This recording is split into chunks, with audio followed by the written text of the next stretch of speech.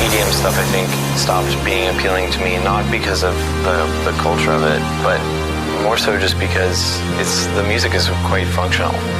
It exists to make people go crazy.